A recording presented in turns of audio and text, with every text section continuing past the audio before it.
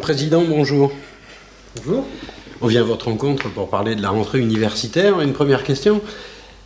Quel a été l'impact de Parcoursup pour cette préparation de nouvelles rentrées? Parcoursup est un dispositif nouveau qu'on expérimente pour la première fois. Ça a été nouveau pour les jeunes lycéens, ça a été nouveau pour nous. Mais finalement, à l'issue de cette rentrée s'est passée normalement, dans de bonnes conditions, avec des effectifs d'inscription qui sont un peu comparables, même tout à fait voisins de ceux de l'année dernière, puisque l'année dernière, à la même époque, cette année, nous avons 7322 inscrits, d'ores et déjà, et l'année dernière, à la même époque, au même jour, nous en avions presque le même nombre. Donc Parcoursup n'a pas eu un impact quantitatif particulier sur le nombre d'inscrits. Nous avons autant d'inscrits, voire un peu plus que l'année dernière. Mais les inscriptions, je vous parle de 7322 inscrits aujourd'hui, les inscriptions ne sont pas closes puisqu'elles se terminent à la mi-octobre. Nous avons encore un potentiel de recrutement de nombreux étudiants, puisque vous devez le savoir. Chaque jour ouvré, nous pouvons inscrire 250 étudiants en plus. Ça veut dire qu'on va encore augmenter et on devrait passer la barre des 10 000 étudiants. Voilà.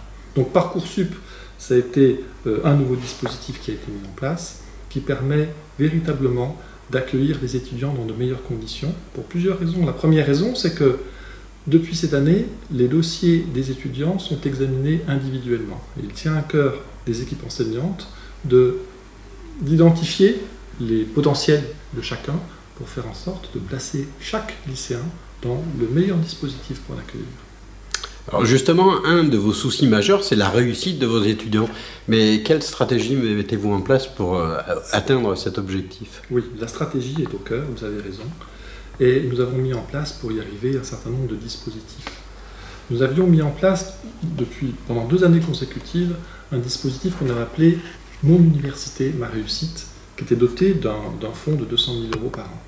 Et avec cet argent, nous avions fait un appel aux composantes, aux différentes UFR, un appel à projets, où on finançait des projets destinés à faciliter, à encourager, à favoriser la réussite des étudiants. Ça, c'était la première vague de réponse à la question que vous me posez. Et ensuite, l'hiver dernier, on s'est penché sur un projet beaucoup plus ambitieux, c'est la réponse à un PIA. Ce que vous devez sans doute savoir, c'est que de plus en plus dans l'enseignement supérieur, on a une dotation par le ministère, par notre tutelle, une espèce de socle de fonctionnement, si vous voulez. Et si on veut avoir plus d'argent, c'est plus d'argent, il faut répondre à des appels à projets.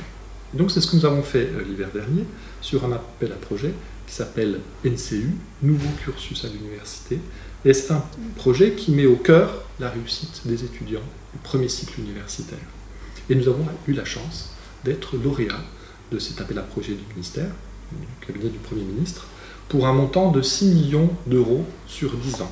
Donc c'est véritablement pour nous une grande chance et une grande opportunité pour l'université que de décrocher ce gros projet. 6 millions d'euros, c'est 600 000 € par an pendant 10 ans.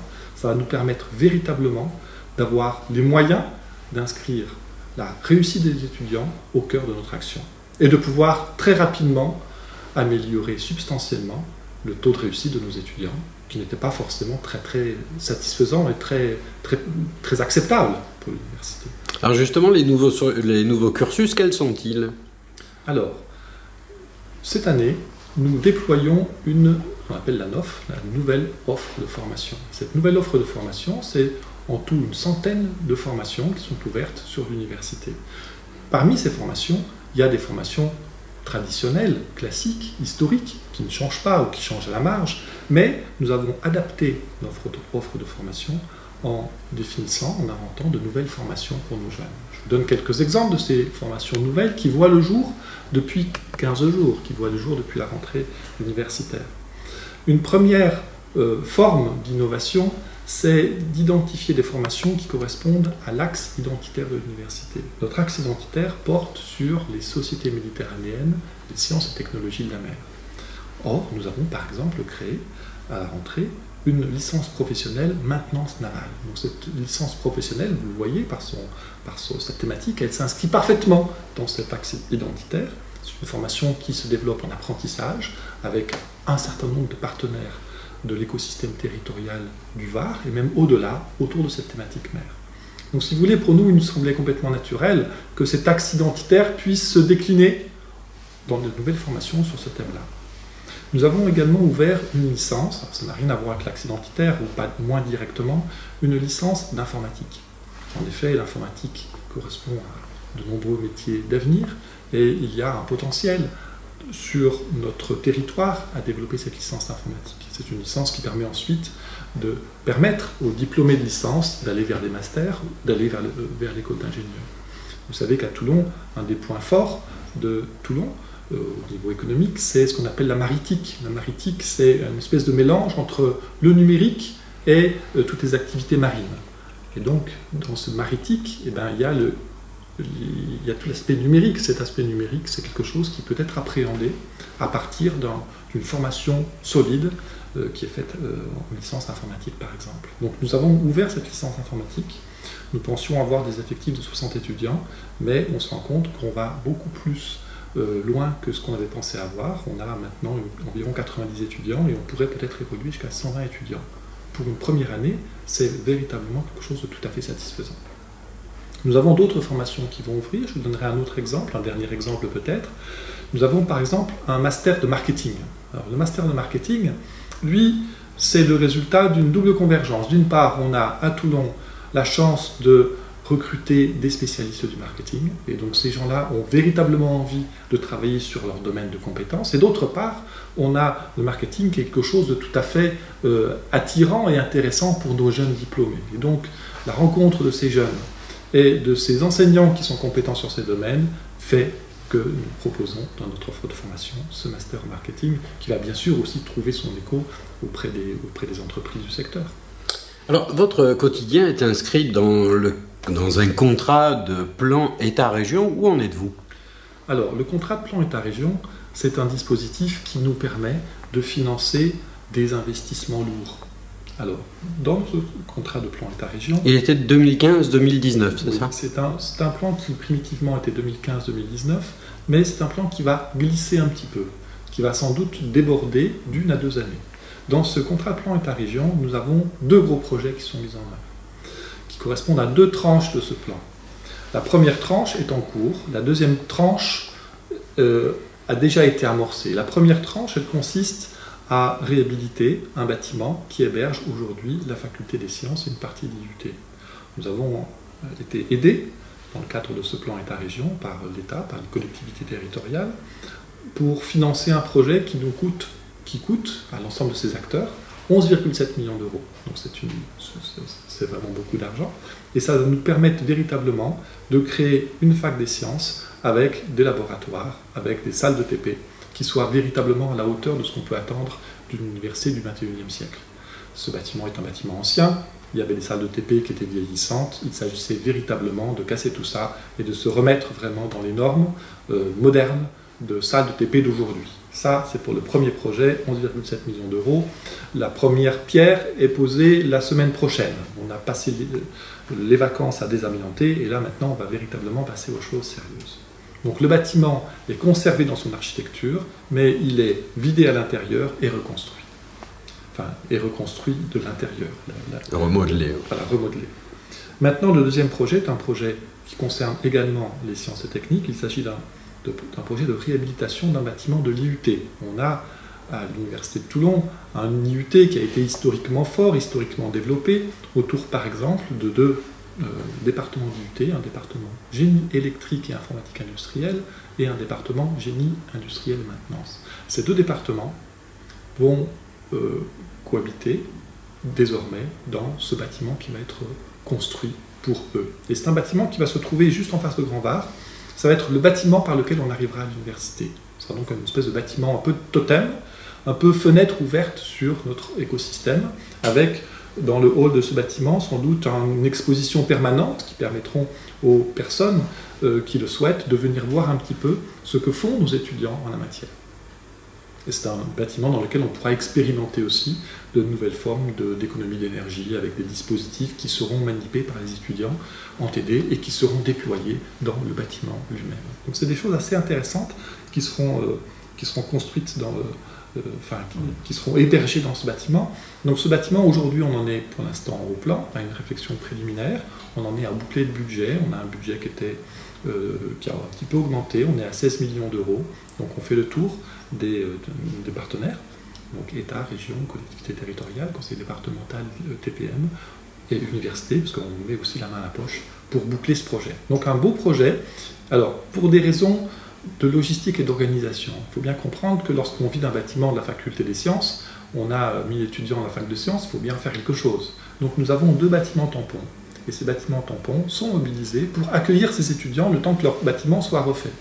Donc on ne peut pas tout faire à la fois parce que les étudiants de l'IUT sont pour l'instant dans leur bâtiment. Et ce n'est que lorsque le bâtiment tampon sera libéré par les étudiants en fac de sciences qu'on pourra y mettre les étudiants de l'IUT pour refaire leur bâtiment. Donc on n'a pas pu paralléliser ces 2 constructions, ça va se faire de façon séquentielle.